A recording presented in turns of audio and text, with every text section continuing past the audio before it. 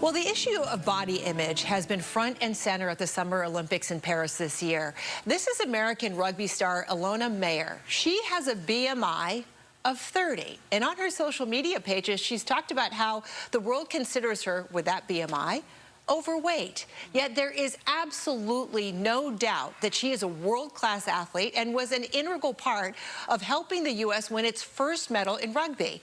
She is taking to social media to ask people to stop the body stereotyping. Well, athletes and body image, it certainly is not a new issue. Many of them can be susceptible to scrutinizing their bodies because of their sports. So Dr. Julie is joining us this morning to talk about what's known as Anorexia Athletica. Dr. Julie, such a serious topic here. First of all, help us understand the difference between just regular anorexia and anorexia athletica. Sure. Anorexia athletica is when you are striving for a low body weight, but it is motivated by athletic performance. Okay. With anorexia, it's going to be motivated towards acceptance of, self-appearance, feeling like you have to be thin to be valued by society in our culture.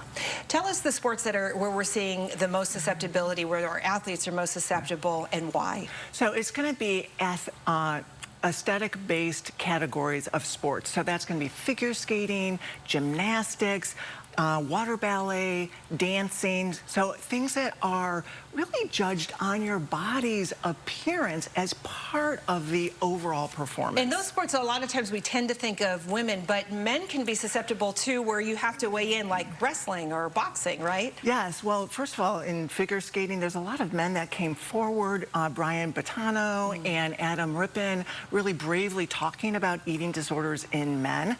And yes, there's going to be weight class categories of sports where you have to weigh in. Oftentimes people are cutting weight to be able to go to a lower weight category. And this is all then based around weight restriction, okay, calorie restriction, which leads to disordered eating. So high-end athletes, they are used to, dedication. They are used to sacrifice. Does that make them necessarily more susceptible to obsession? Yeah, it really does, because in athletes, really your identity and your value is based on your athletic performance.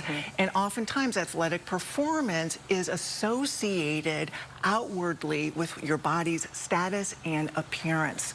So what your body looks like is your identity. Sure. And you're used to self-sacrifice. You're used to, limiting yourself in different ways, right? Yes, and a lot of times coaching in sports teaches athletes to disconnect from their body, right? Think about Carrie Shrug. She had an injury and she was applauded for performing even though she was...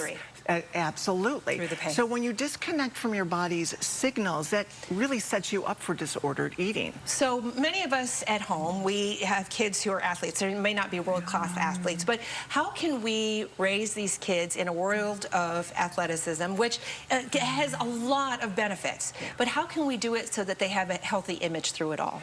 Yeah, we have to do what we're doing with the body positivity movement. We have to say, look, we have to address the athletes' emotional health as well as their performance. Sure. And that has to start with judges not judging based on appearance, coaches not encouraging low caloric intake, really the media not touting certain body types, and really the audience demanding normal, healthy representation of bodies. Dr. Julie, such a germane topic with the Olympics going on. Thank you so much. Really appreciate your time. It's always my pleasure.